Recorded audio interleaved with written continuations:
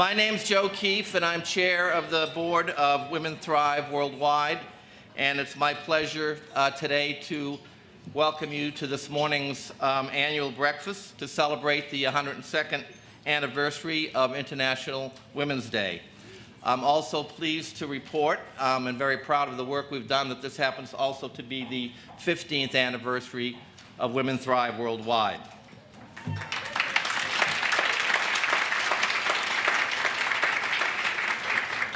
I want to thank our congressional co-chair, Senator Barbara Boxer and Representative Nita Lowy, both of whom will be joining us this morning, as well as Senator Lisa Murkowski and Representative Jan Schakowsky.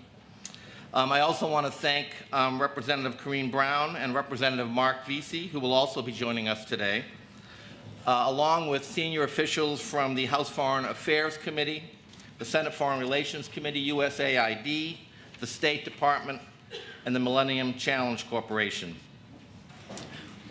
We are also honored to have with us this morning representatives from the Embassy of Ghana and the Australian Agency for International Development, as well as so many leading experts in the field of global education. Special thanks to this morning's event sponsors, Plan International USA, Creative Associates International, RTI International Development Group, and Juarez and Associates.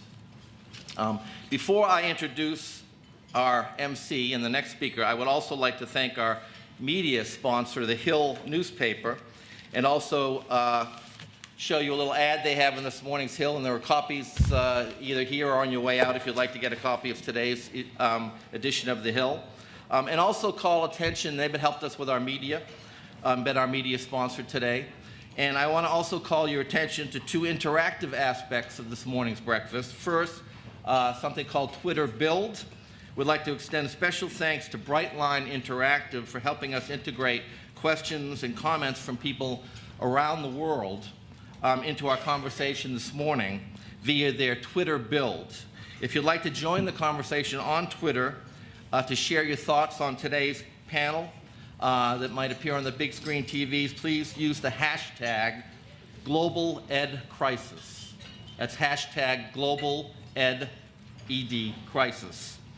Also in front of you, you'll find a card at each setting with a ring fastened to it, and I encourage you to take this ring with you and fill out the card behind and leave it behind to include your promise to women and girls around the globe. We use this card or some version of it every year to help inform the way today's event and what we learn can be translated into action so that we can push the agenda forward on education and on gender equality more broadly. So with that, I would like to introduce this morning's MC. Richard Louis is an American journalist and dayside news anchor on MSNBC, where his focus is on politics. He also anchors Early Today on NBC News and is a rotating news anchor for NBC's Weekend Today show. He contributes reports for NBC News Investigations Unit and NBC Weekend Nightly News and has done extensive reporting on both domestic and international issues. Richard has dedicated 25 years of his life to community service work around the globe in Asia, Africa, the Middle East, and the United States. He's currently a board member for nonprofits working on homelessness and affordable housing, and also volunteers for organizations such as the United States Capitol Historical Society, the Asian Pacific American Institute for Congressional Studies, and API Vote. Please join me in welcoming Richard Louis.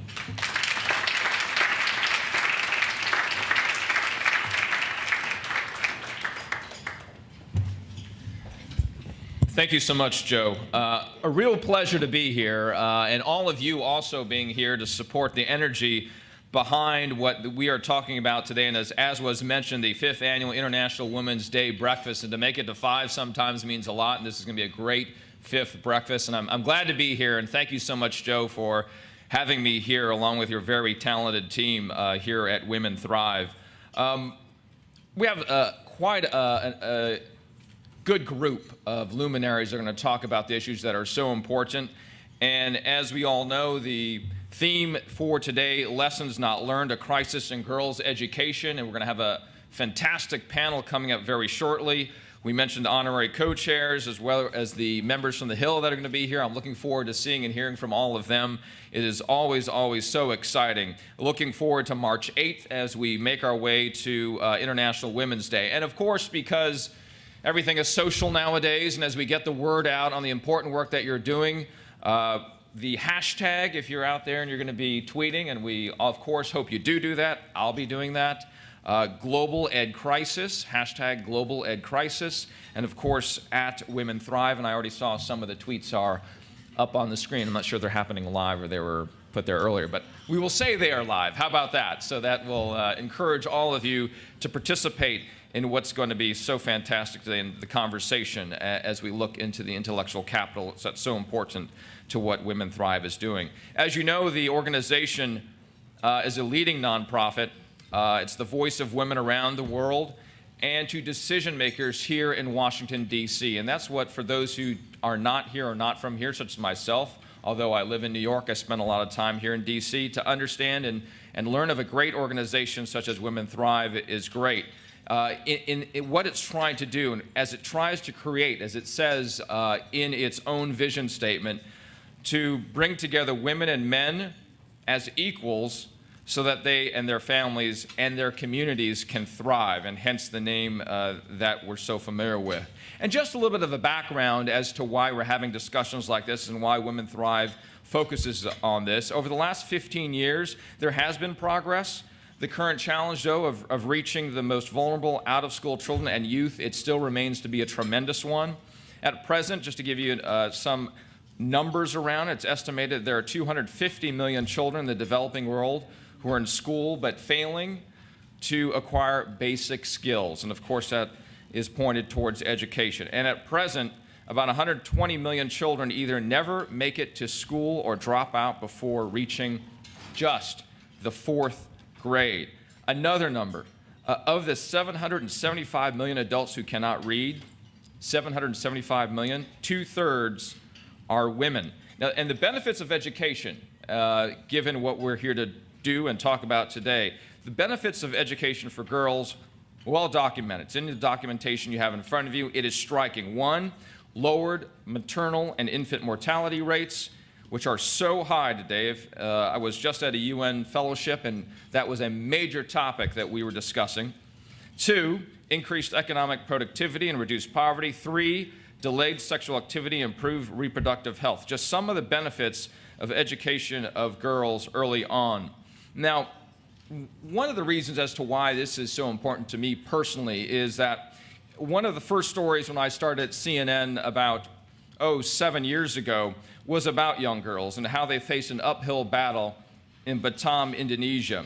Tough economy, tough economic conditions there. 17,000 islands, so difficult to bring together the energies that the government or any NGOs could possibly bring there. And they were forced to go into labor or sex slavery.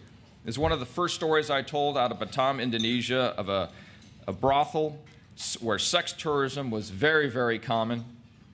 Underage girls were placed in conditions where the sex trade in their particular locality made the most sense. They were unfortunately put in those unfortunate economic and cultural conditions.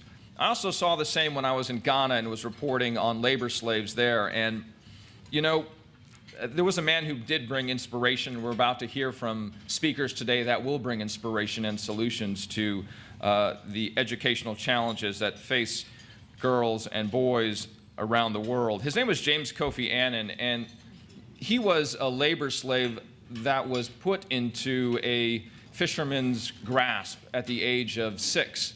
And this is because his father didn't know any better. He had to pay for education, number one. Number two, they were poor. And 3, they didn't have any other option at the time. And so James Kofi Annan was a labor slave for fishermen until he was 11 or 12.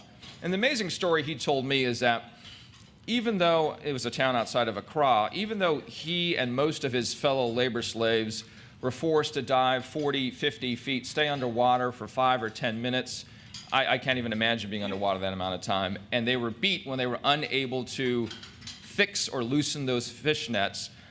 He was able to escape from that environment. He was able to escape. He was able to get a master's degree. He was able to work at Barclays Bank and become a manager. And what was amazing about what he was able to do after that is he left his job and he started a school. And he started a school in the place, in the town where he grew up, and he called it Challenging Heights.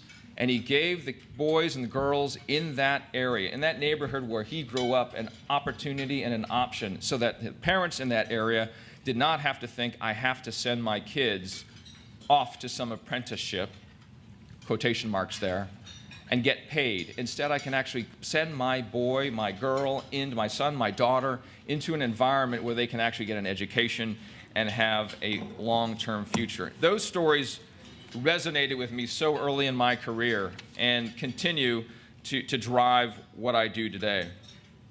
So, thank you all for being here today. We're looking forward to a great conversation. Ritu Sharma, the president and co-founder of Women Thrive, will be leading a panel, which I think we're going to do right now because we are very shortly expecting some amazing speakers. We have Senator Mary Landrieu, who will be arriving very shortly and will speak to you. We have other members that are arriving, and when that does happen, we will interrupt the panel to go ahead and have them speak.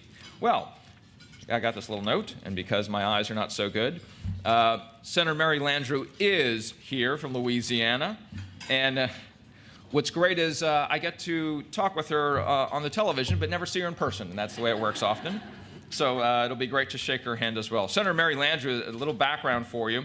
As you know, she represents the state of Louisiana in the Senate since 1996. Currently the chair of the Senate Small Business Committee, chair of the Appropriations Subcommittee on Homeland Security. She's also a member of the Energy and Natural Resources and Homeland Security and Governmental Affairs Committee. Now, Senator Landrieu has prioritized efforts to ensure that all children have access to quality educational opportunities. She has fought for effective education reform. In addition, Senator Landrieu is a champion for women and girls globally. She has co-sponsored bills including the Afghan Women and Children Relief Act of 2001, the Women and Children in Conflict Protection Act of 2003, the 2010 International Violence Against Women Act, and the Malala Yousafzai Scholarship Act of 2013. Please extend a warm welcome to Senator Mary Landrieu from Louisiana.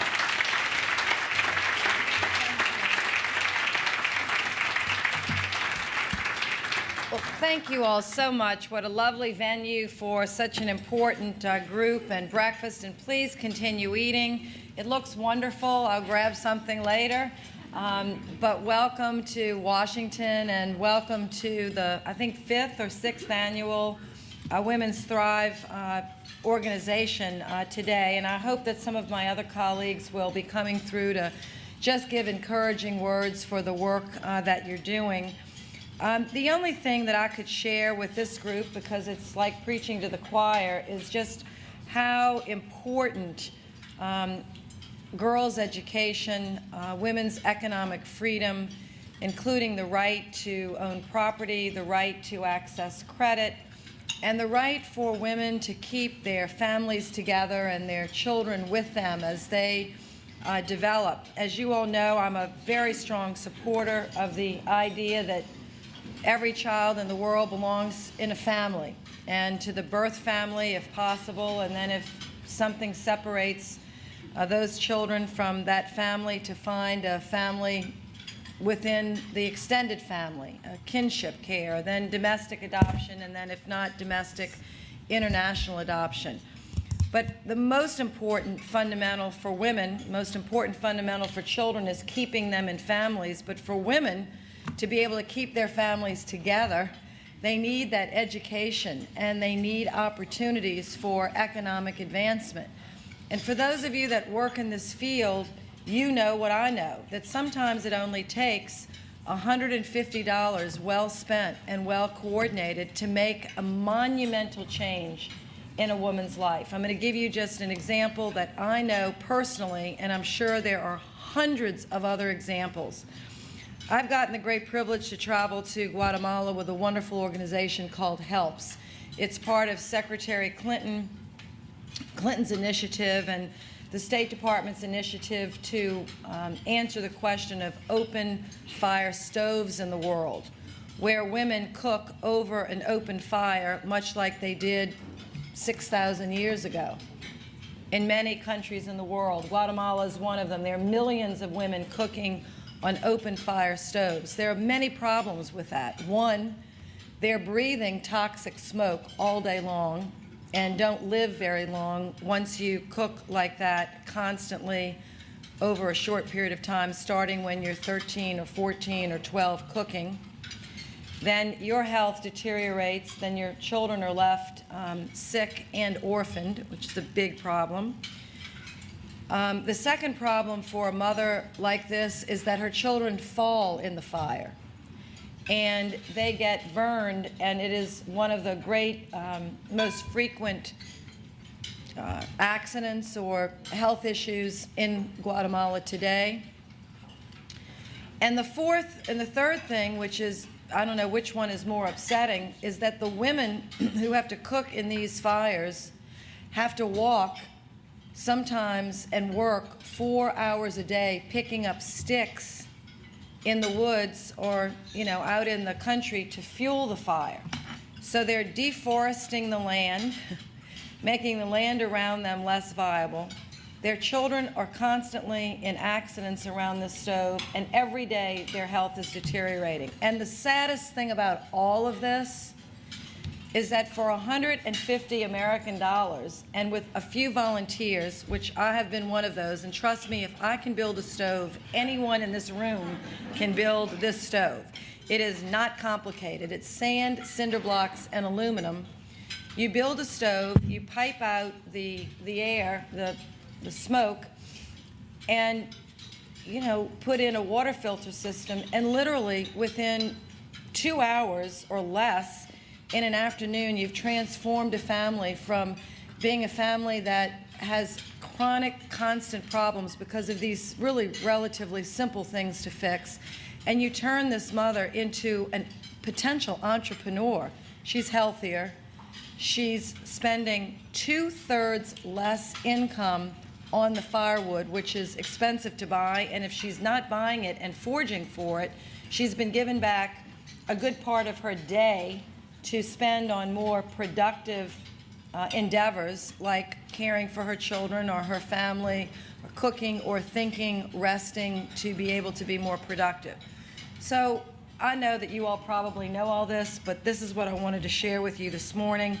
And the importance of getting work like that done and then getting mothers like this freed up so that they can work a little bit harder, not harder, they work hard already, but in a more productive and effective way to maybe get the money they need to help send their girls to school would be a very good thing to do.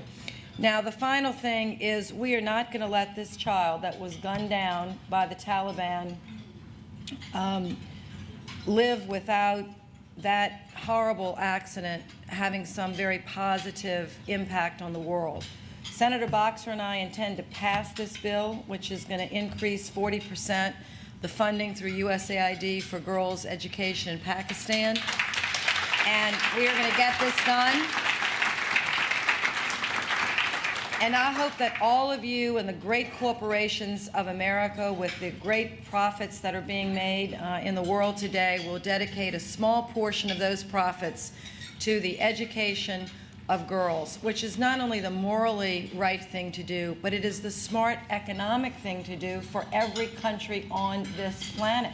You cannot compete economically with, like the great documentary that just came out with half the people holding up the sky. You've got to have everybody holding it up, and you've got to have those strong muscles, and that comes from really a strong education for girls and for women. I think it's our best defense against fundamentalism in the world, whether it's Islamic fundamentalism or other fundamentalism that wrecks freedom and opportunity. When women can be educated and given that gift of just strength through intellectual strength and knowledge. There's really no army powerful enough to stop them. So God bless you all. Thank you so much.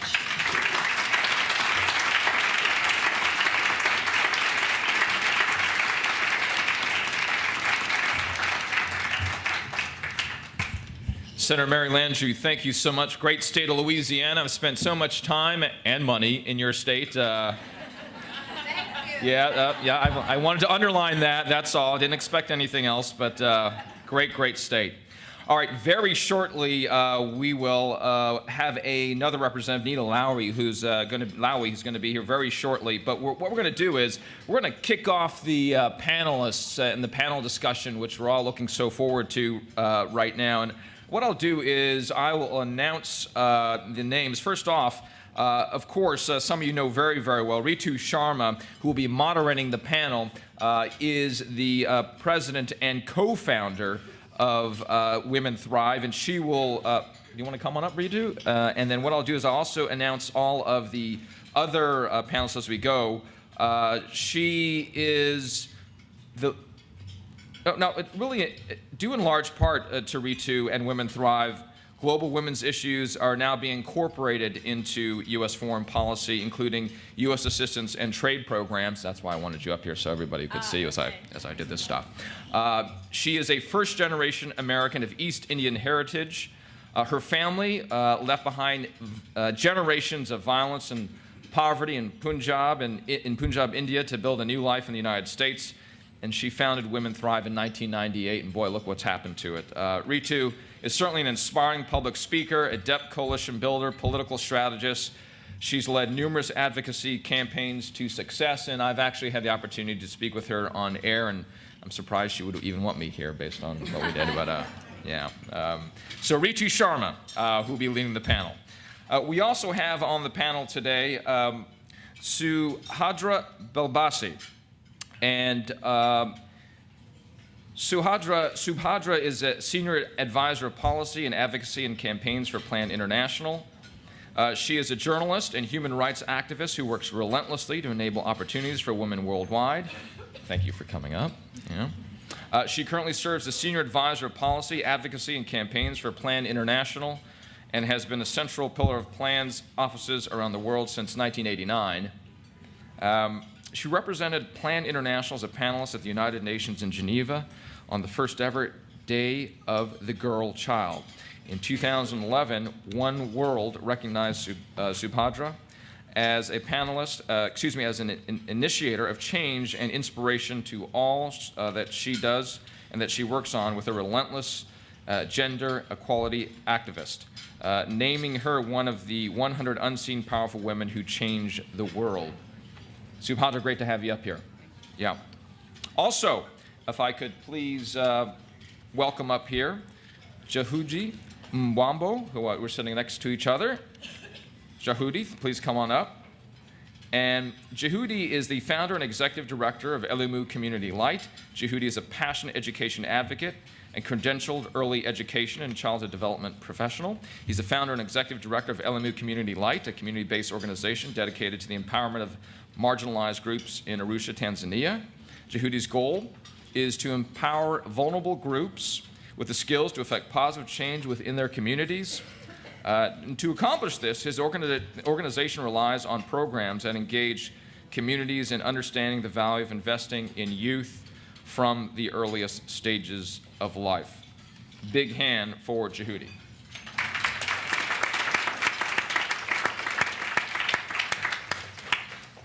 Now, in addition to Jehudi, we have three other panelists, but I also have the benefit of introducing Congresswoman Nita Lowry right now, and I want to get all of my notes out here because we're right down there.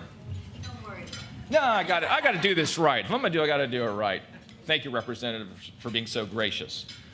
So, Representative, thank you for coming here today. You're so well loved by this community, and you're from the great state of New York, where I also call home right now.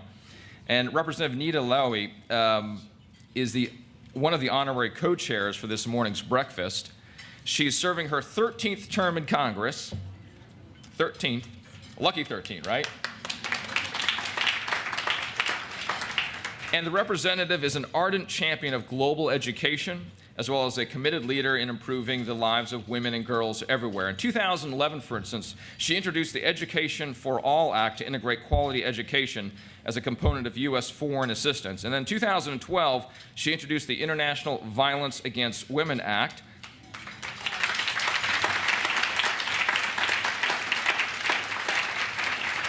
which, as you know, recognizes, among other things, the importance of including gender-based violence prevention and response into global education efforts. And in 2009, the Congresswoman also played a pivotal role in supporting the Global Food Security Act.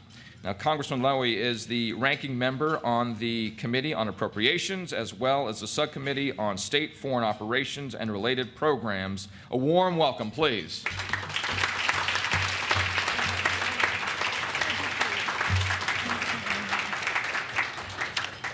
Well, good morning, and I want to applaud all of you because you are the people out there, the activists that make all this happen, and I thank you so very much. I am pleased to have the opportunity always to see Rita Sharma, who is such an extraordinary leader and is an incredible advocate for all of the things that you and I care about. And I know Barbara Boxer and Lisa Murkowski and Congresswoman Jan Schakowsky join me in being honorary co-chairs. I don't know if they've been here, they're coming, but it's a crazy time on the Hill. We're doing nothing. No, I shouldn't say that. We are finally passing the Violence Against Women Act, which is a good deal. So let me thank Women Thrive. You highlight the many issues related to the role of women globally, especially on International Women's Day.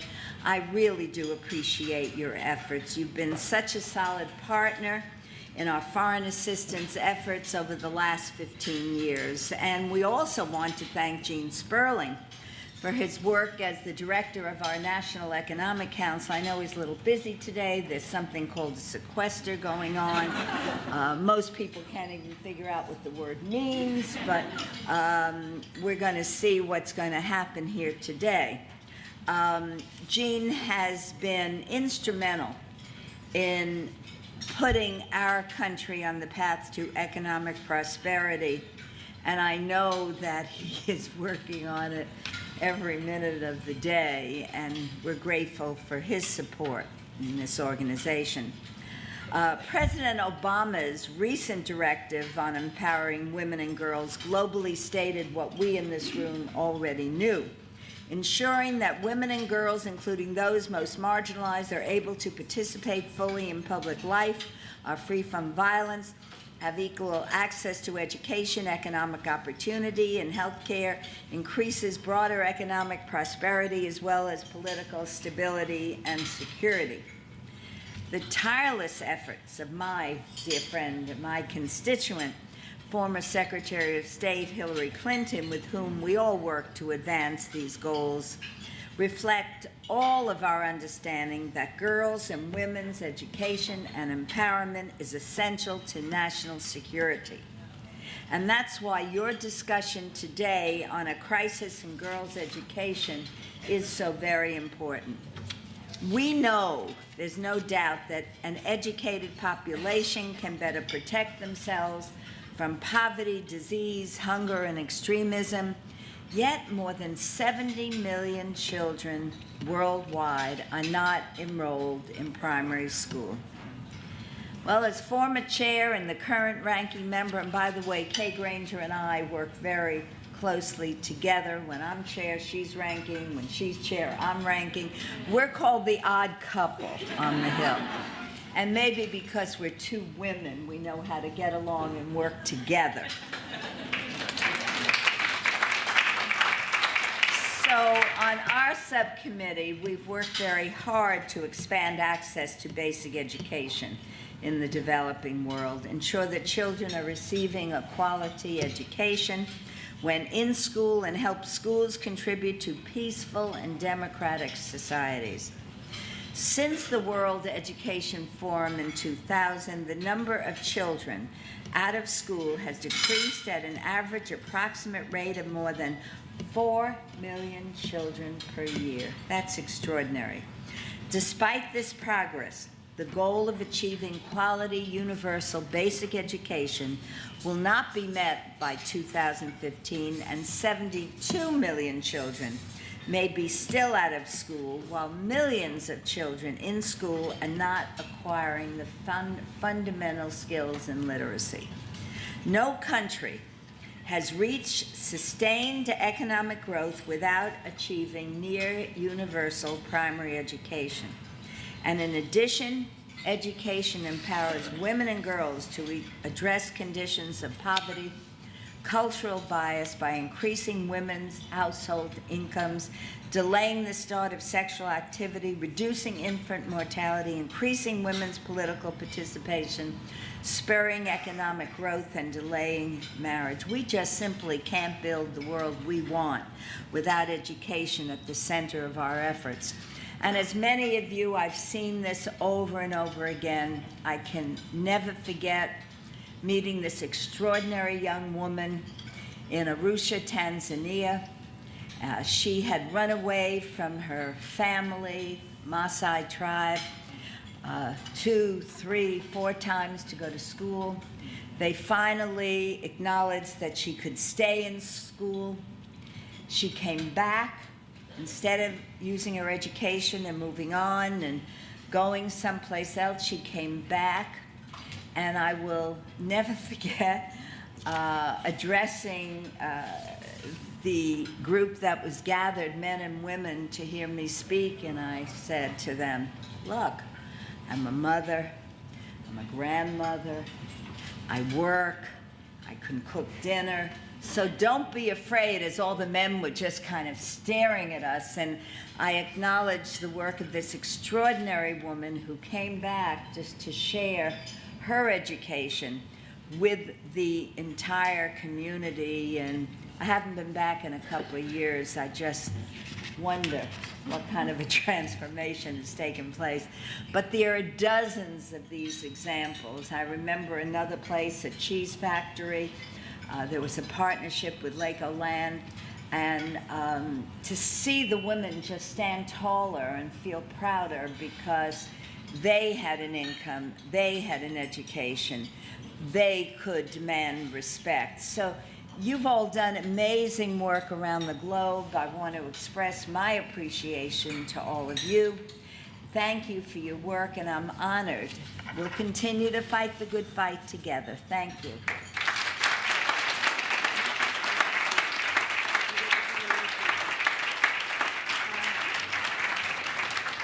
I'm Charito Cruvant, and I'd like you to join us by thanking our teacher, our mother, our grandmother. She, throughout the years, never gave up on us women.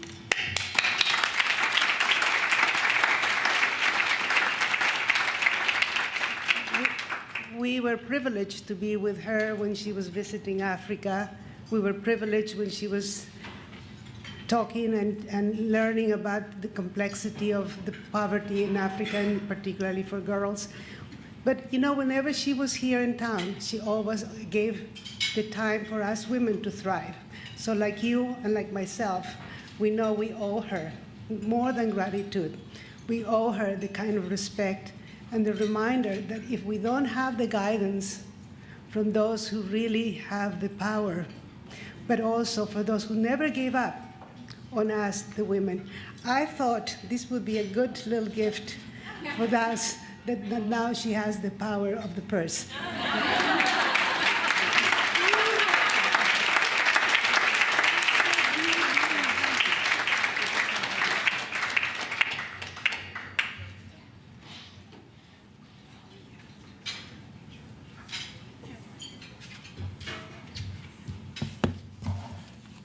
We're going to take a picture now. It's going to be a good one. Somebody tweet that. Please, tweet.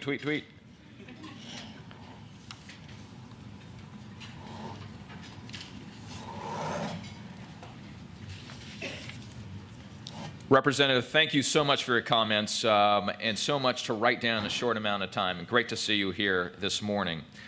Now to continue the introductions for our panelists. Again, lessons not learned, a crisis in girls' education. We have already introduced Ritu. We also have Jehudi up here, as well as Subhadra. And now I'd like to introduce Dr. Sakina Yaqubi, the founder and executive director of the Afghan Institute of Learning.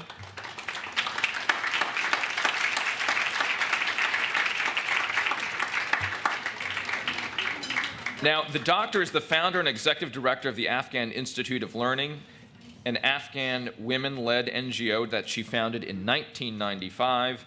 And under her leadership, the Afghan Institute of Learning has established itself as a groundbreaking, visionary organization that works at the grassroots level. It empowers women and communities to find ways to bring education and health services to rural and urban girls and women in poverty and other disenfranchised Afghans. Now, the Afghan Institute of Learning supported 80 underground home schools for 3,000 girls in Afghanistan. After the Taliban closed girls' schools in the 1990s, it was the first organization that opened learning centers for Afghan women, a concept now copied by many organizations throughout Afghanistan. And then Dr. Yaqubi was among the 1,000 women nominated to jointly receive the 2005 Nobel Peace Prize. Good to see you.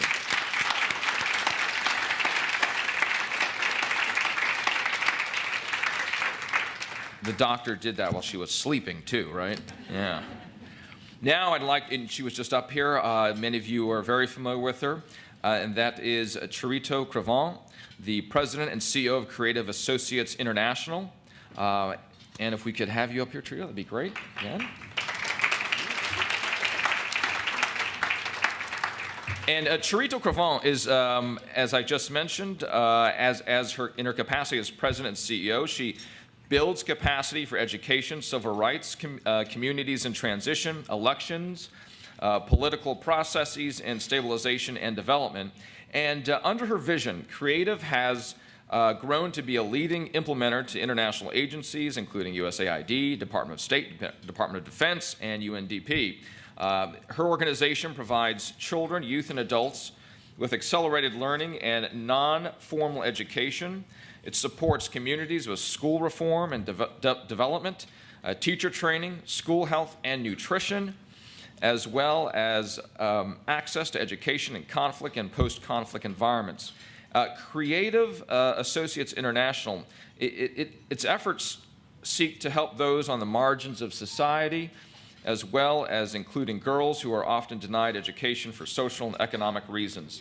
2012, for example, Trita was awarded with the Perdita Houston Human Rights Award for exemplary role in educational and technical development by the United Nations Association of the National Capital Area. Great to have you here.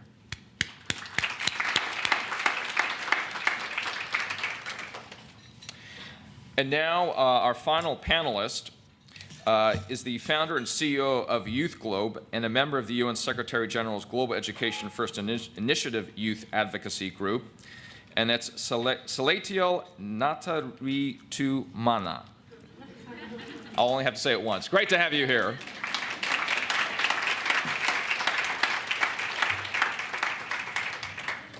Now, Seletiel is currently a student at Harvard College, serves on the board of the Youth Advocacy Group of the United Nations Secretary General's Global Education First Initiative, as I mentioned earlier. Born in the midst of a civil war, he experienced firsthand the hardships of refugee and orphan life. Struck by the lack of educational opportunities for his fellow orphans, Seletiel co-founded the Association of Burundian Orphans to rally and empower Burundian orphans and advocate for those in emergency situations. In addition, he is the founder, as I mentioned, and CEO of Youth Globe. That's an organization that provides opportunities to young Burundian women and youth who cannot afford secondary school. Youth Globe currently sponsors 30 hard-working students at 3 different schools in Burundi. Youth Globe envisions a generation of well-informed, enterprising, and responsible Burundians who will lead Burundi to a better future. Now, as our panel gets started, and Ritu is going to be monitoring all of that, we want to let you all know that throughout this discussion, which is going to be great. We will have other members visiting, and they will intermittently come up here to speak. So a warm welcome for our full panel, and I'm looking forward to hearing from you.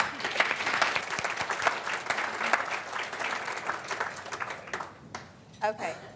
Well, good morning. I hope you're really enjoying your breakfast, and I'm glad it's sunny on Capitol Hill today. So I'm really excited to start the panel conversation because while it's so great to have Nita Lowy here and Mary Landrieu, and their leadership is so critical, we really want you to hear the voices of women and men from the developing world that are doing the work and are there working with kids every single day, and that are educators as well as parents. And this is a truly, truly inspiring group of people. We've had the pleasure of spending time with Jehudi and getting to know him, as well as spent time with Sakina in very many different places. So it's wonderful to see you again. So I'm going to just kick it off with some comments about the girl effect. Our speakers already, particularly Nita Lowy, talked about the impact of girls going to school. And lots of wonderful things happen. Girls they marry later, they have lower fertility rates, their children live longer, they earn better wages. There's many, many good things that happen from girls going to school. But we are not going to see the girl effect if girls are just sitting in schools, not learning. Getting that girl effect depends on learning, not sitting under a tent or a tree, or as we say in the education field, it's not about butts on benches. It's got to be about a lot more than that. So that's what we're really going to focus on today, is we know that there's a tremendous job to do still in getting the 120 million kids who are not in school, getting them to school, or even better, getting school to them. And many of those are rural girls who are kind of at the very bottom of that school ladder. For now, we're going to put the issue of access a little bit on the back burner. Today, our goal is to really focus on learning. How do we help children really reach their potential to survive and thrive? So I want to start with the question, Sakina, for you. And the situation for children to learn in Afghanistan for the last 20 years, it's a very difficult place for children to learn, for a girl to feel safe enough to go to school, for a family to be brave enough to send their daughter to school. But I'm interested to hear from you, how do you approach giving kids the right environment to learn? How do you think we can really help children acquire those basic skills? So first of all, I would like to thank the Women Tribes for such a fantastic issue that they are really the voice of the developing country in this nation. I really want to congratulate you for that, and thank you. And to answer this question, first of all, I want to say, because we all know that education is very important. Education is the key issue for economic development, for empowerment of women, for health, for all those, everybody knows, and I don't have to really go into that in detail because all of us agree with it. My point is that I really want to talk to you here from a point of view, a person who have been on the ground for 20 years, working in the refugee camp, then working under the Taliban underground, and now working in a country in Afghanistan, which after the run of the Taliban. So what I have seen through this time that I have been working with girls' education, one thing that I want to tell you that first you really need to, you are providing education. You really are there for a long time. That is, for me, is very, very crucial and important. Because as you all know, you all are educated. Every one of you, at least you had minimum of 16 years as in education. To just give a basic education for girls is not going to be somebody that is going to have impact on economy, impact as empowerment, impact in health, impact as a leadership. So really, we have to remember that. Basic education is not sufficient for girls. We all keep thinking, give basic education. This is not the issue. And the girls is not only the girls' issue as girls. The girls is poverty all around the world. Just recently, I was in a meeting in Japan at the World IMF, and they invited me to speak an eradication of a poverty through education. That is very, very important. If really we want to do something like that, we really must mean what we are doing, not to just go there, implement a program for only 1 year or 6 months and spend lots of money without knowing what we are going to do. I think that long term is very, very important. I know I don't have that much time. I'm going to talk very fast, and you maybe all get very upset with me, but I need to say this few points. First of all, we have to have a long term. Second, we have to really think about quality education. Quality education, it means that what is quality education? We are talking, what is, everybody said, oh, well, I develop this teacher training, I do this, I do that. Quality education means that you really keep the kids in the classroom by giving a methodology that is participatory, that the children are really engaged. This is crucial, especially if you are working in an area that is in conflict like I do. In a place that the children have been traumatized for 40 years. They are poor. They do not have a piece of bread to eat before they come to school. They are hungry. They are thinking where they should go to get some money to take it to the family. So all these issues are involved. And if you really want to keep that kids in the classroom to learn, you must have a teacher that really challenges students by activity, creativity, innovation, lesson plan, participatory methodology. If you don't have that, I'm sorry, you are wasting your time because it's not going to work. And I have been there for 20 years. I'm just going to tell you this. This is, yes, billions and billions of dollars have been spent for the developing country to really educate girls. And I am so tired of it. I am here to really raise the voice of the women and children of Afghanistan specifically, but also all around the world. Because money are being spent, but the money is not being spent properly, giving to the right hand, and setting a system and developing a plan that is for long term. So we must think about those things. Have a quality teacher, have a training module that is really train the teacher to go and really be able to communicate with the students, and have the resource available. Just building a classroom is not enough. I did work under the tree, and I did work under the tent, and I did work in a house that it was I have to die for my heart that if I walk out of that house, I will be shot to death. From the house of the people who gave their house for me to really run a school. We did that. AIL did that. But when you give a quality education, it doesn't make difference that you don't have the structure as such, as a building. Yes, building is very important. And now we have people who really just go, oh, I build this, I build that, I build this. Forget it. Forget about it. People are not going to buy anymore. Because we want the impact of that education. We want how those people can apply that education in their life. Every day. We are talking, changing, transforming people. Yeah. Sakina, I think that, yes, ma'am, everything you said. Absolutely, no question. And I really feel like you are speaking the words of so many, many, many parents who work so hard to send their children to school, to pay the school fees, to buy the uniforms, to get the pencils. And if those kids are not learning, aren't we robbing those parents? Because that money is so precious in those households. These are people who are living on less than $1 a day.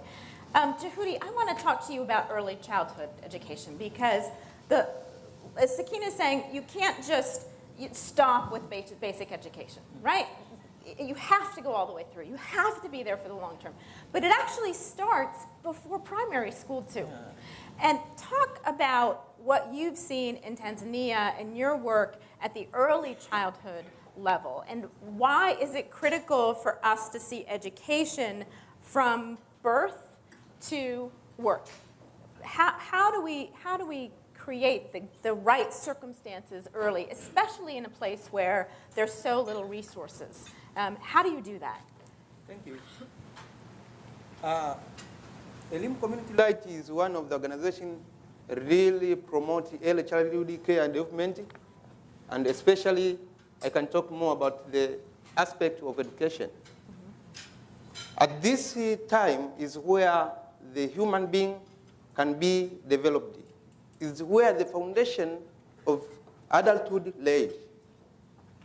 To stop supporting or developing these young children is like a human who tried to do a work but does not set the foundation of it. It's like a constructor who tried to build a strong building but has not set the foundation of it. Mm-hmm. According to what we do, it is very important to make sure that we invest in early childhood education, because here is where there is first step to further education learning.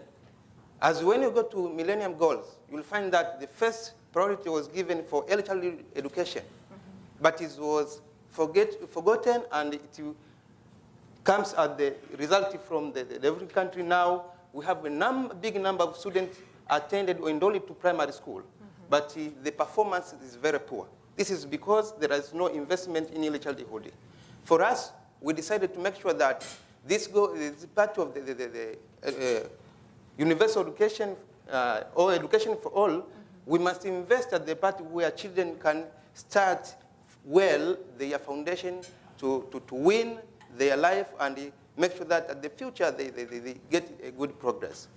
Through our program, we deal with provide the way of how we can promote the provision of quality early childhood education in the area and the nature of child development. One of it is to make sure that those who should be the part of it must be cooperating and participating in child development. We need teachers, we need parents, and community in general to make sure that children are well developed. Here we establish the way how we train teachers how to develop and educate young children, but also we sensitize parents and the community members to make sure that they provide services, and also to make sure that children get nice environment or a conducive environment where the children can participate or can learn, especially at the home environment, on the street, and at school. Yeah. Here is where the area of child learning. So I really want to come back to that about what does that actually look like in your context. But right now, I want to go to Chirito and ask you about where most of the children are out of school is in conflict situations. That last 120 million is disproportionately in a handful of countries. But for the kids who do get to school in those countries, and even often we think of conflict, it's AFPAC, it's now Egypt and the Arab Spring, it's Congo, but there are still conflict countries in Latin America like Colombia. And I know this is a place where you all have worked in addition to the other places. But how do you address learning in this context of conflict? What does that look like? I feel I should yield my time to my colleague.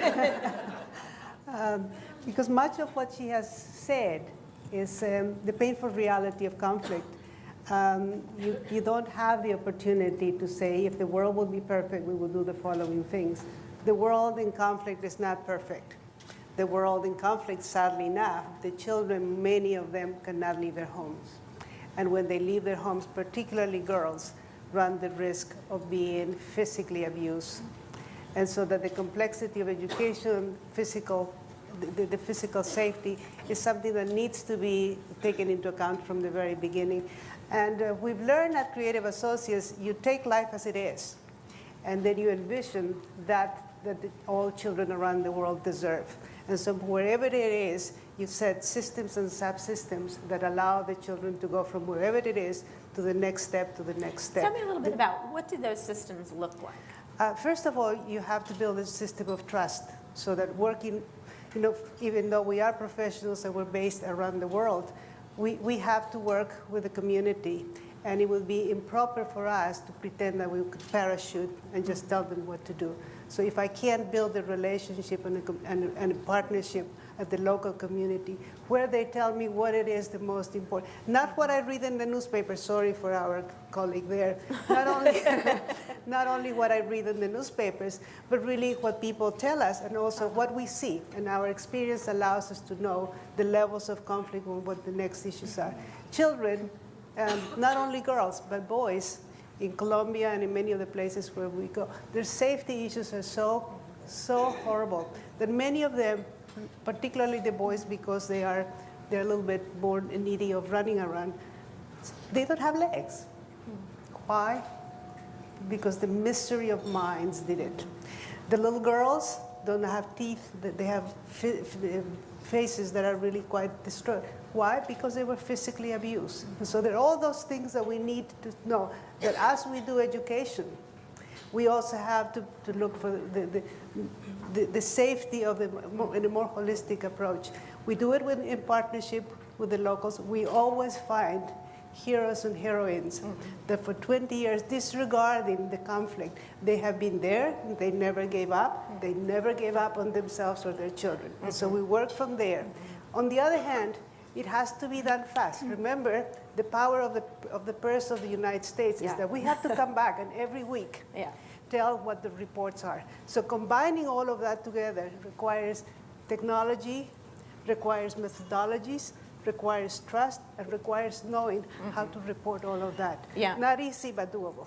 I mean, I'm glad to hear you think it's doable, because I think in development, we are really straining under these poles of, as Sakina said, it's long-term, it's a long-term commitment, it's working at the local level, it needs a lot of patience, and the annual reports and figures that our Congress wants. And we're trying to find a bridge between those things, and education is, I think, a particularly important place to do that. Subhadra, you focus at Plan, and for 75 years, you all have been focused on education and the girl child, and particularly adolescent girls. And I think what is important in particular for adolescent girls to gain the knowledge and the skills and the capacities that they need to really go out into the world and thrive? And how do you see that those needs are maybe slightly different than sort of the general school-age population, or maybe a little different from boys? Thank you very much, Ritu. First of all, a very good morning to everybody over here. It's a pleasure to be here and to represent Plan on this very important occasion. Ritu, first I want to clarify that Plan doesn't just work with adolescent girls. We work with children. We are a child-centered community development organization working in 70 countries. And we work with children from early childhood on, at least even from the time they are in the womb until they are youth. So I would first like to clarify that. Right. Now, many of you in this room might be knowing that Plan led the initiative for the UN to declare October 11 as the Day of the Girl Child. This was because we wanted the global community to focus on overcoming barriers that were unique to adolescent girls, which neither the CRC nor the CEDAW covered. Now, why adolescent girls? Because the years between 11 to 15, the puberty years, are the most critical in a girl's life. Because at that time, her role as her reproductive role and her role as a household help in the house becomes far more important for her family and for the community. And 39 million girls, they drop out of school during this time. So you can imagine what happens. 39 million girls drop out of school. Plan's research in 9 countries around the world, what we found out that age 14 is the most critical time. And at this time, the girls drop out either to get married, or they are sexually abused, or they are just left in the house to do the household work. Either the parents are poor, and then they have to decide, should I send my boy or girl to school? And of course, discrimination sets in, and it's the boy who goes to school and not the girl. And plan, based on our 75 years of experience, and then what Plan has been doing is, since 2003, we've been bringing out a Status of the World's Girls report. And in that report, and last year we had the Status of Girls Learning for Life, and what comes out very clearly, and that's why we are pushing, Plan is pushing for 9 years of education, at least 9 years of education. And then what we found out, we have to overcome some of the barriers. It's gender-based violence. The children have to learn without fear in schools. So we are pushing for preventing gender-based violence. The other thing is that we are again advocating that to end child marriage. And we're working closely with many partners. I mean, many of them are in this room also, I'm sure, for the UN to pass resolutions to ending child marriage as well as to preventing gender-based violence. Because by the time, if the child gets 9 years of education, we firmly believe, we are able to see that the child gets the skills, the knowledge, has the confidence to then stand up and claim her rights. And I just want to give you a personal example. I went to a school, a good school, but by the time I was 14, my parents were being pressured to get me married off. My elder sister, was married at the age of 12. And the only reason I was saved was because my parents said, she's going to school and she's doing well. Let her complete her education. And I got married at the age of 18. And I would not be here today if I had not received that education. So now, what Plan is actually pushing for is to, as I said, 9 years of schooling for the girl child, preventing gender-based violence in around schools, then to end child marriage. Now, we've got some wonderful examples of what Plan is implementing is a girl-friendly score, scorecard. And over there, all the things that we've learned over the years, we are trying to implement that. And first of all, the schools should be accessible, especially for the marginalized. It should be inclusive. Those with special needs should also be included. The schools should be accountable. And by that I mean that the students, the girls, as well as their parents, the communities, should be part of the school management programs. And these school-managed programs should then focus on why is the girl dropping out of school? Why hasn't she come to school? Because many girls then start dropping out. And unless someone takes care of that, those needs of the girl, and finds out why she's dropping out of school, we are not going to get anywhere. The girl has to stay in school. So then the other thing is the child should be safe in the schools, because many of them at puberty, the parents wonder what's going to happen to the child, and gender violence, child abuse does take place on the way to school.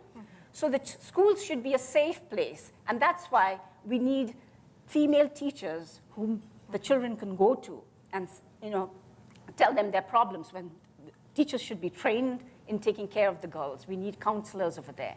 We need separate toilets for girls, because that's when many of the girls drop out. Once they reach puberty, then they need the separate toilets. They don't have that. They're abused. So many girls drop out of school during puberty years. So separate toilets. Plan makes sure that there's even water, drinking water, inside the schools, because very often the girl is the one who's made to do all the chores in the school itself. So we need to make sure that these girls during puberty years are being taken care of. Then the other things is support for the girls. And that means, does the child need scholarships? Do they need school books? Because these are things that prevent the parents then from sending the girl to school. The other things that I think is gender equality, Right from school years, the teachers should be trained in gender equality so that the materials in the school, for example, are also shared with the girls. The girls get the encouragement that they need to be staying in school. The success of the girls is valued because very often it's the boys who are participating. Now, to do all this, I think there are so many men in this room, but very often in the developing countries, the men see the girls as a threat, and very often these questions have been raised. Why is Plan focusing on girls? And we say, no, we're not just focusing on girls. We need the men and the boys to be allies to support gender equality. So these are the things that Plan is working on. I think that's fantastic. And I'll just note the gender diversity on our panel today. That was something that we worked on. And Salatiel, you are from Burundi, a very, very difficult country. And let me ask you, as a young man, how do you approach girls' education and girls' learning? Because I know you're working with youth and you're working with both boys and girls. And tell us what you're doing with Youth Globe and how you specifically ensure that girls are really part of that effort and part of that community. Thank you very much.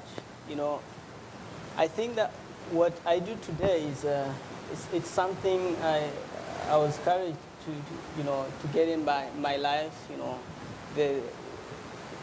How I grew up, and so as I mentioned earlier when we were talking this morning, I was born in a difficult situation in my country during a civil war, and as a result, I didn't get to see my mom. And 3 years later, maybe when I was 4, my father was killed, and that complicated things just before moving to a refugee camp in the DRC. And in that process, I lived some of the darkest moments of my life. But I think I always kept asking my aunt, why is this happening to us? Is this happening everywhere else in the world? Because I listened to news, and suddenly they said people were going to the World Cup somewhere. And I was like, why not us? And it kept me thinking, what can we do as Burundians so that you can move out this situation? But I couldn't do anything about it. However, over time, I was never happy living in those conditions, like sleeping under a tree during a rainy season and waking up to go to a school and study under a tree, sitting on a stone, And thank you. All of those conditions never made me happy. And I always try to ask, what can we do to make sure that this stops or at least something changes? And, I think I have great respect for women because I think my life has been shaped and transformed by women. I knew no one other than my aunt when I grew up. And so she's been there for me. And I think whatever I can do today, it's because of the great work she did. And so when I started thinking about, what can we do as young people and how can we contribute, I had a very big trouble getting into school because I didn't have school fees. And I had my local administrator who didn't want to give me the official documents to prove that I'm an orphan so that I could be acknowledged and be allowed to get into class. And I had to miss classes for weeks. He told me to go to his office 5 Mondays in a row, but he could never sign this paper for me to go to school. And so I thought that was not right. And that's when I started thinking about the Association of Orphans. And I remember I talked to this young woman. She was way older than me, but she didn't experience the problem because she knew someone related to that administrator, and so she could easily get the paper, but it was an issue for me. And, my brother promised support, and we thought, let's to ask other orphans if we can come together and do something for ourselves, because, we realized this administrator was not going to give this paper to me. I didn't have anyone, close to him. And so from that moment, we started thinking, okay, let's speak for ourselves. And You know, like I said, I always had, you know, an influence from my aunt. And I always share with her, this is what we are going to do. What do you think we should do here? Well, I have to note, she never went to school. But she understood me, and she understood my problem. And so when we started working on the Association of Orphans, I think she gave me excellent guidance. And, you know, when we worked with, we were 6 of us in the founding group, where we started thinking, what are the problems that we really have? We realized there were 2 serious problems. One, many orphans like me could not go to school. The second, there were those, you know, girls who could go to school who were amazingly talented, but who were prohibited from going to school because people believed girls should not go to school. Girls should stay at home and go work in the farm. And so those were 2 challenges. And I started asking myself, I was 15, I remember, everyone was like, that crazy boy, what are you thinking about? And I would stand up and tell them, come on, these are the young people who will make our... Thank you. We'll get it eventually. Yeah. And so, you know, I remember standing up and saying, you guys should contribute to our education because you are getting older and you are growing up. And so in the future, we need to be working together so that we can, you know, move forward what you have started. But it was very difficult, believe me. Some people, you know, think if you are young, you cannot do anything meaningful. And so it was tough to convince them that we deserved to go to school, or at least to gain their support. Yeah. But I thank God we managed to get the support from some teacher around, and we work together with women. Yeah. Well, today at Youth Globe, I'm working in different conditions, you know, given the experience I've had working with orphans, and it's been better than the previous conditions. But I think through that process, what I've appreciated is how a very small opportunity can change lives.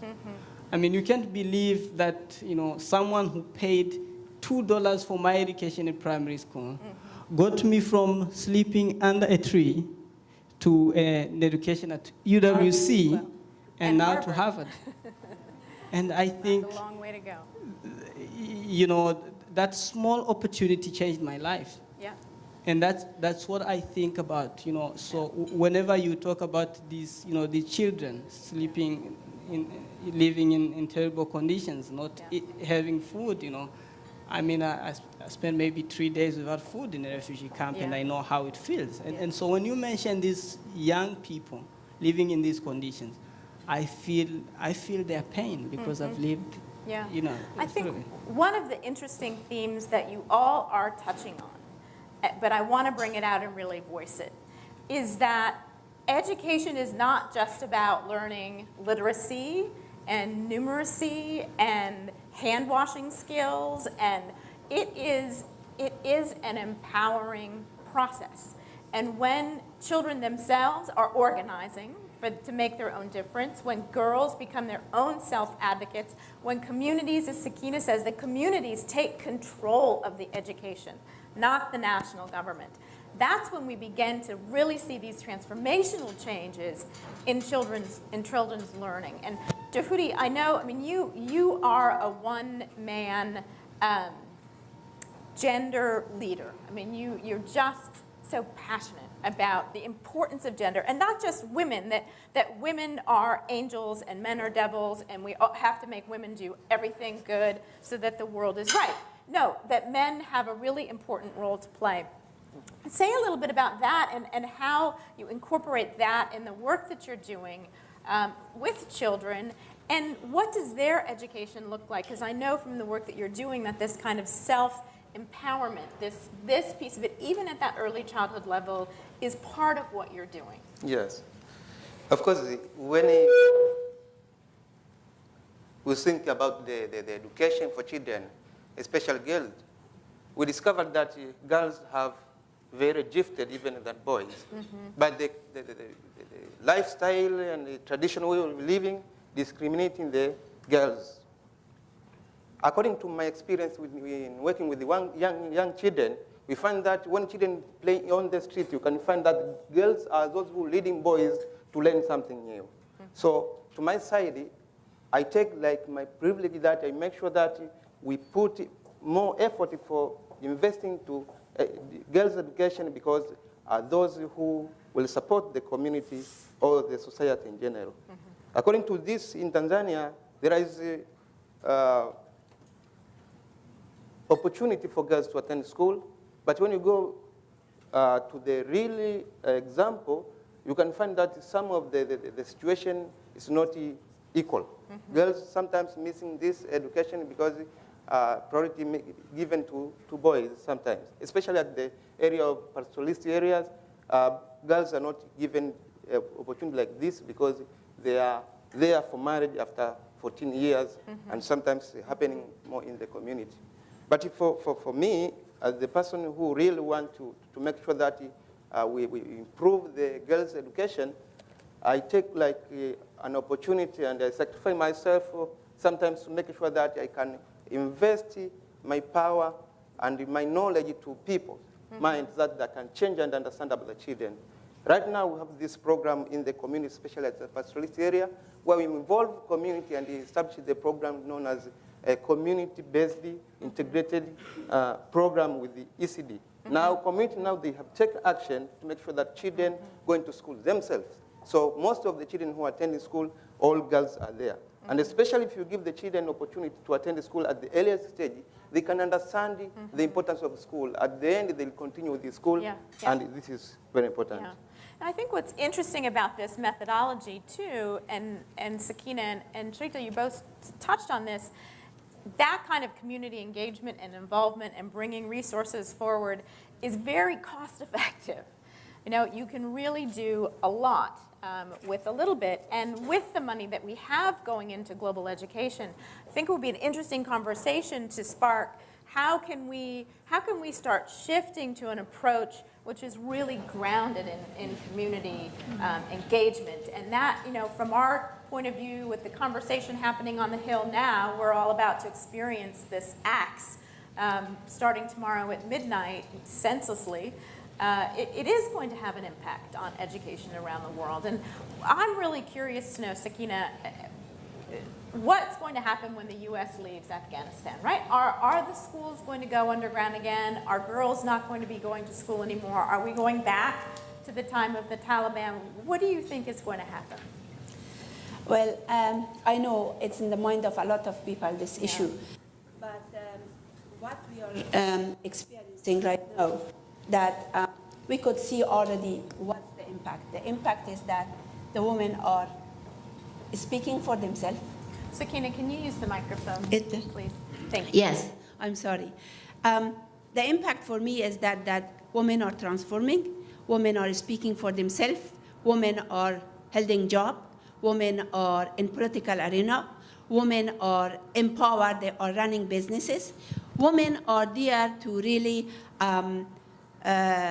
lead the country to a progress stage, and working for 20 years and working with women and comparing, and let's say 20 years today or 10 years today, the women, in my mind, 80%, they have changed, transformed their mind, and that's the impact in education that we could see a woman who really is going to be a woman empowered, that the world will look up to it.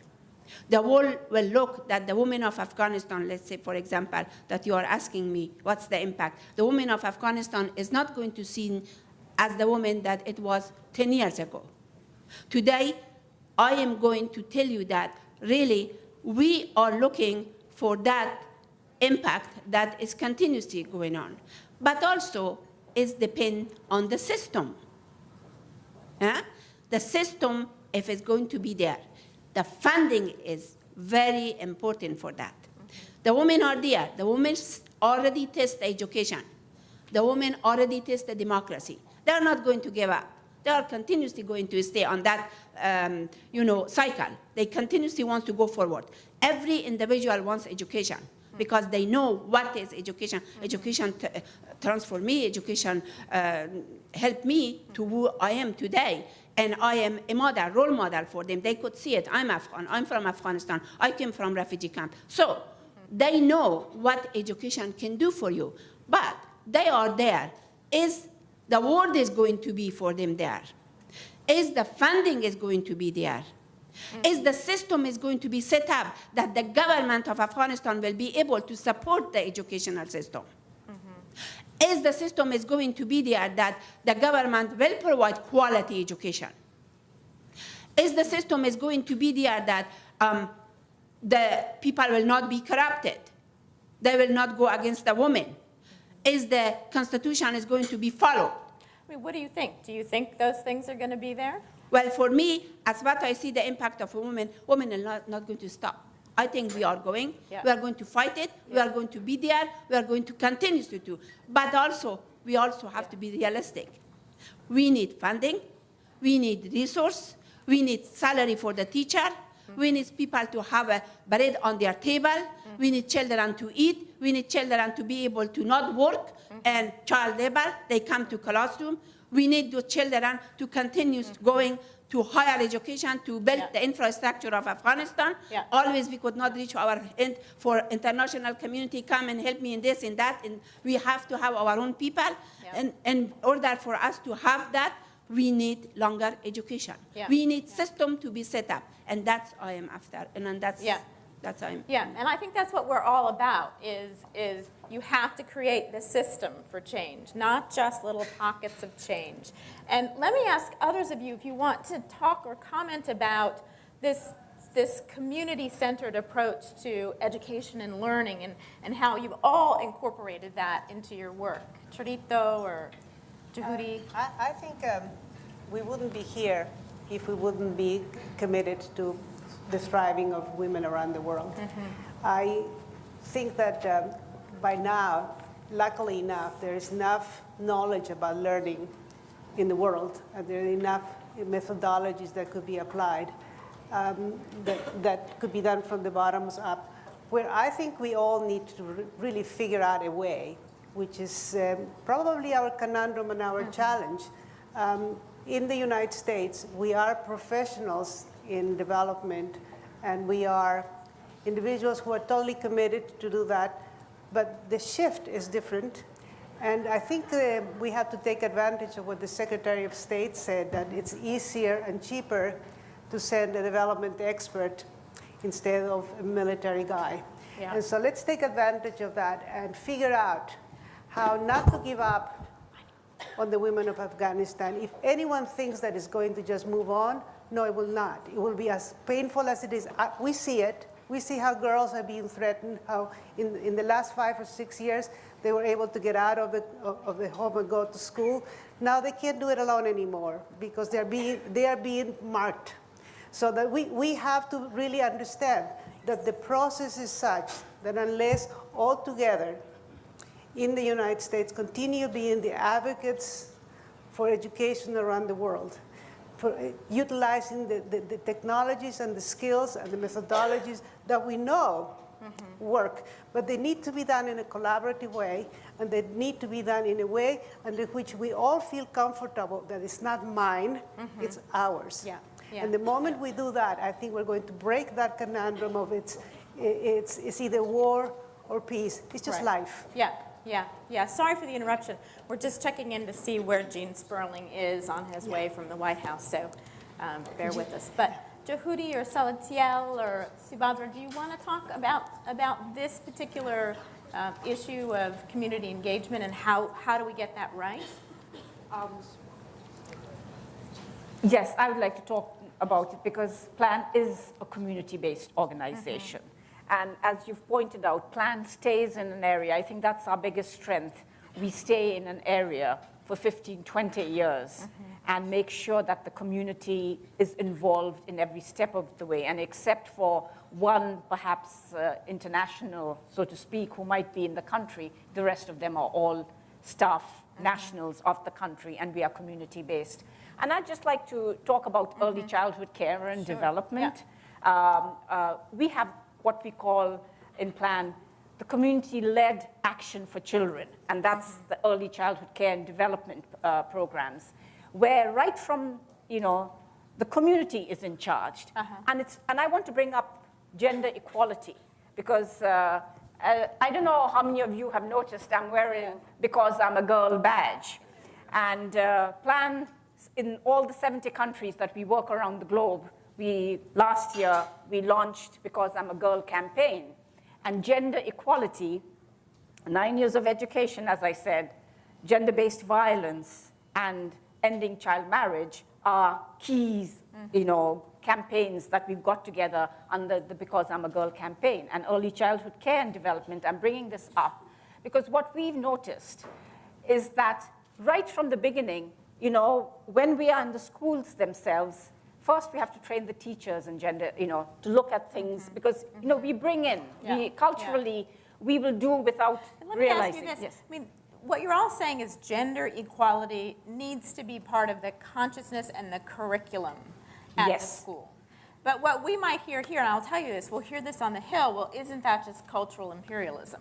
I mean, how do you balance those two things? How do you address families that don't want their girls to go to that school because it's a girls' empowerment school? How do you I don't think you bring it that way. Plan is implementing gender equality and training all its staff in gender equality. And in Plan Uganda, where I was, until recently I was country director, all the staff, we were all trained in gender equality and it's amazing, when you have the training, the men and the boys, you have to be in the group. And I think what happens is that the men start realizing, it's a revelation for the men themselves. They start realizing, oh my God, I didn't realize this. And there are some things that the women haven't understood about the men. So I don't think it's imperialism or any, cultural imperialism, because everyone is equal. And once the community understands and gets role models and is involved and starts seeing, oh, I didn't think about it this way. This is being, this person is like me. And as you've pointed out, it's the mother. It's your aunt who really had such a positive impact on your life. People start understanding that. And it's amazing, the transformation that takes place. Because it's looking inward to yourself and understanding that this person, this woman who's there, or this young girl who's there, is the same as me. And once the men have gone through this process, then they are the ones who start championing for the women, for their sisters. No, you can't marry my sister off.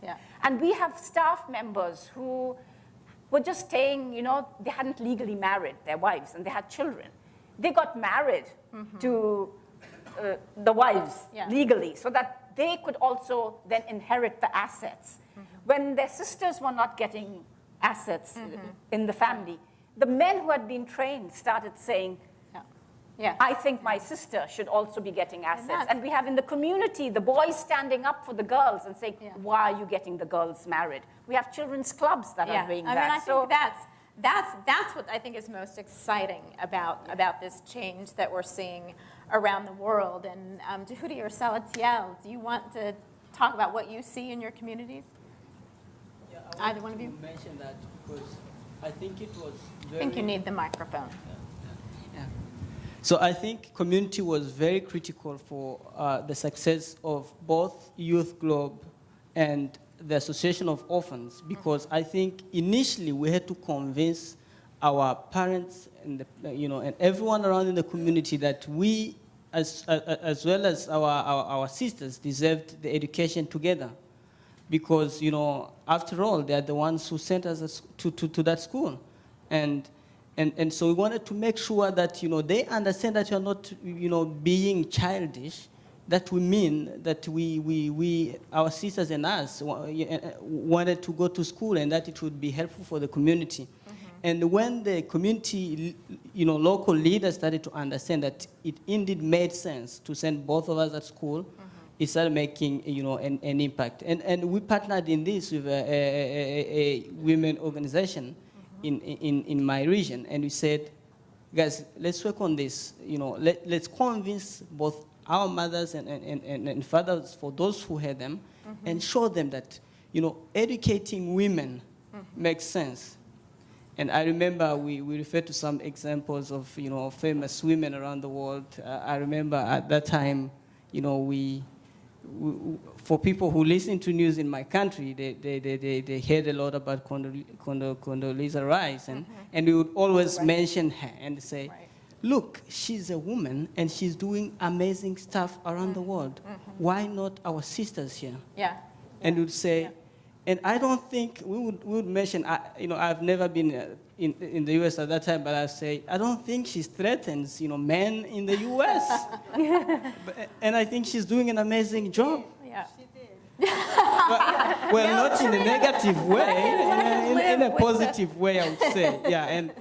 Yeah, so I think I'm trying to tackle the issue that, in some parts of the world, men feel threatened if, women are empowered. But I think, both of you are proof of that, and in all your programs, maybe we've named our movement wrong. Maybe we need to call this the men's empowerment movement, and we'll sort of set off this wildfire, because that's, in essence, what is, it's about empowering individuals and freeing them up. And so, Jehudi, how have you done that? You are a gender champion in your community, and have you faced challenges and opposition from fathers in the community or other men? And how do you maneuver that?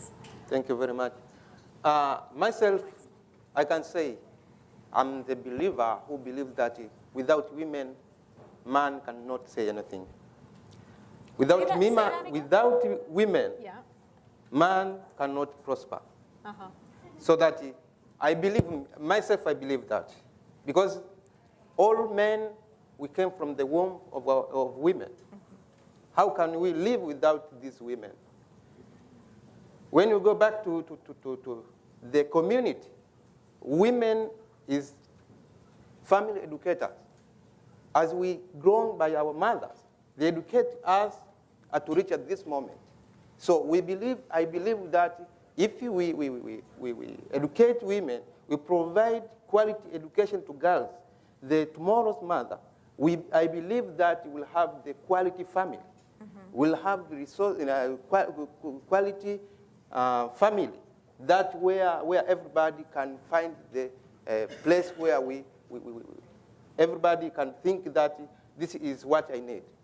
To my side, I really show the example myself at the level of my family, show that all we are equal. My wife, in the community, I show myself to the community to show that we are equal. And even others, they laugh at me when I help my wife to carry something. But I saw this, we are equal, and we need to show this. I try to explain to men that without women, we cannot prosper. So for this matter, I am one of the person who I have the passion with the women development, because I believe that women is the other hand of the man to prosper. But the community, sometimes according to the culture and beliefs, some of the culture, they don't believe that women are supposed to get equal with the women. But through implementing this knowledge to community, and starting from the childhood, when we do this, when they grow up, as we have these millennium goals, we have the vision of various countries. At the time we reach at that vision, most of the women will be equal like men, will share equal resources, will have opportunity for employment, and this is what I believe. If we can join our effort as men to empower women, here is where we can see at the end, all of us, we have the prosper. Yeah. I just got a note that Gene Sperling is still trying to make it here. He's trying to extract himself from the fiscal cliff negotiations. God bless him. So we're going to go on for a few more minutes and hope that he's able to make it, and we'll see what happens. But yes, Sakina. I would like to. Hello. I would like to share with you a little story about how we can transform the change of the mind of the men to be different towards women. and how in a community that you work, that they are traditional community, they have this strong belief that the girl should not get education and the girl should not go to school. For example, one of the programs that we were implementing in north part of Afghanistan, we had this young woman going and giving the training to the teacher. The teacher were men. First of all, this main teacher, they said, how can we be trained by this little girl? They call it the young teacher trainer, a little girl. How can we be? We know everything. How could we be trained in this with the little girl? And we said, okay, let's come to the class and see what will happen. And they came to the class and they said, okay, we cannot sit with the woman. We have to have separate session. And we said, how about we make a session for the woman? If you want to come, you come. If you don't, you don't. But some of them said, okay, why didn't we put the curtain in the middle of the classroom? And so we said, yes, we can put the curtain in the middle of the classroom. So to make the long story short, we put the curtain in the middle of the classroom. And do you know that the first 2 days, they were working that way. The third day, they said, we do not want the curtain. The men said, we do not want the curtain. And then, by the end of the workshop, I am telling you, these men who were very different-looking men, if you look at them, they are bare, dirty, with all these big pants and all kinds of dirt in their face, and you were scaring, and this young woman is standing up in front of them and giving them a presentation and teacher training. By the end of the workshop, these men changed their behavior, they changed their clothing, they changed their beard, they were cleaner, and the end of the program, the end of the program, they came and they said, we want to give them present. And you know that they know in my system, nobody gets present because that is, we just very strict. And they said, we want to give present. And said, what do you want to give? They said, we want to bring one flower for each of the trainers. And we had 4 trainers there. And they brought flower, and they said, we were wrong. And now, those men wanted their home to be a center for women's activity. Wow. And that is, I will tell you, is a change. If you don't say that, thank you. Thank you. So, Sakina, I think that's a great place and a great optimistic note for us to end on. I think that I really feel great when I think about the young women of Afghanistan, the young people of Burundi, the young people of Tanzania, working with that, you know, it's going to be okay. The world is going to be okay because it's coming over to your hands. So I want to just thank you all so much. And thanks so much. Richard, if you want to come up and close us out, that would be wonderful. Sorry, we tried to get this out of the way. Maybe the wheels work this way. There you go. Sometimes it takes a man. Can you say that? No, it didn't. Yeah, you actually are the one that told me that. I move furniture on the weekend. Just give me a holler, by the way. Yeah. What an inspiring panel. Thank you all for inspiring me as I sat on the side.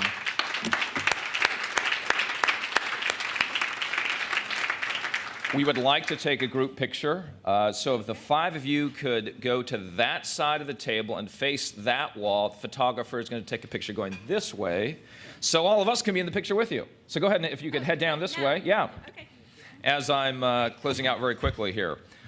Well, thank you all for being here today.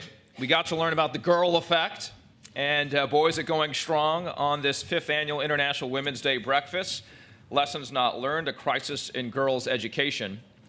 And so what they'll do is they'll face that corner, and then if you can stand that way, getting all of us on this side. So you all have to actually turn towards the photographer and smile and stuff like that. There's a nice group shot.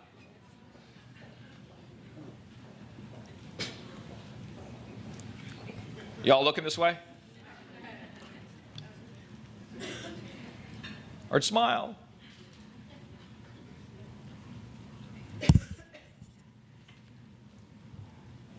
Yeah. Thank you.